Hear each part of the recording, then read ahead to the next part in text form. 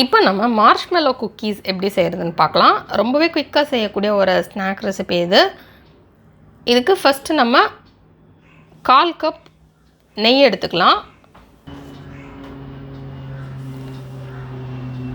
இப்போ இது கூட 1/4 கப் சர்க்கரை சேர்த்துக்கலாம். இதில் வந்து வெள்ளை சர்க்கரை இல்லைன்னா நாட்டு சர்க்கரை எதனாலும் சேர்த்துக்கலாம்.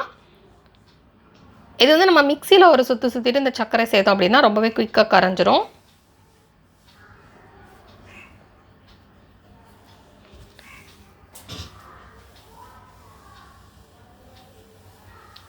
நெக்ஸ்ட் இதில் ஒரு முட்டை சேர்த்துடலாம்.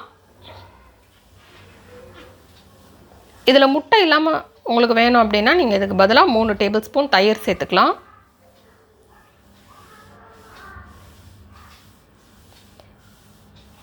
இப்போ இதை மிக்ஸ் பண்ணிடலாம்.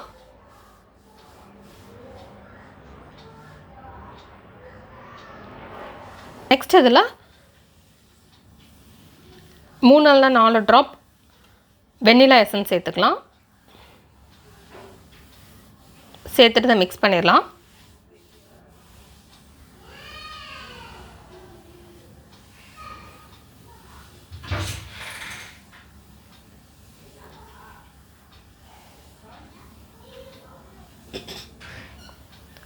நெக்ஸ்ட் இதில் 3/4 கப் மைதா மாவு சேர்த்துக்கலாம்.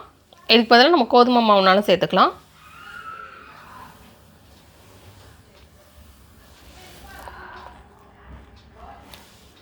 நெக்ஸ்ட் இதில் கொஞ்சமாக ஒரு பிஞ்ச் உப்பு சேர்த்துக்கலாம். நெக்ஸ்ட் இதில் 1/2 டீஸ்பூன் பேக்கிங் சோடா சேர்த்துக்கலாம். சேர்த்துட்டு இது எல்லாத்தையுமே மிக்ஸ் பண்ணிடலாம்.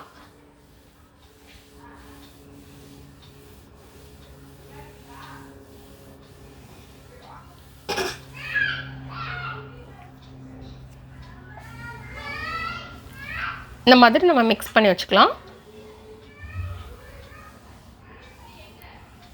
இப்போ இதில் 1/4 கப்பில் இருந்து 1/2 கப் வரைக்கும் உங்களுக்கு எவ்வளோ தேவையோ அதுக்கேற்ற மாதிரி நம்ம சாக்லேட் சிப் சேர்த்துக்கலாம். இல்லைன்னா ஸ்ப்ரிங்கிள்ஸ் எதுனாலும் நீங்கள் சேர்த்துக்கலாம். அது ஆப்ஷனல் தான், உங்களுக்கு தேவைன்னா சேர்த்துக்கலாம். இப்போ இந்த மாதிரி ஒரு சின்ன உருண்டையை உருட்டிக்கலாம்.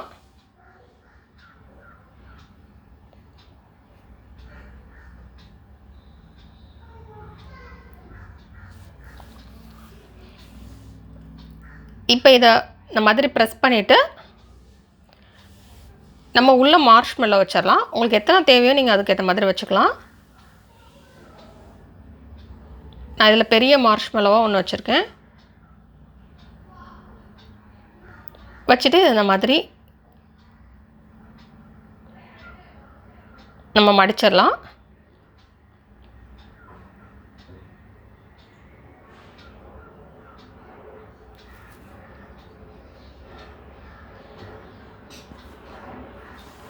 இதை ஸ்டஃப் பண்ணி வைக்கிற மாதிரி நம்ம வச்சுக்கலாம். வச்சுட்டு நம்ம அதை அப்படியே வச்சிடலாம். ஒரு பேக்கிங் ட்ரேயில் வச்சிடலாம்.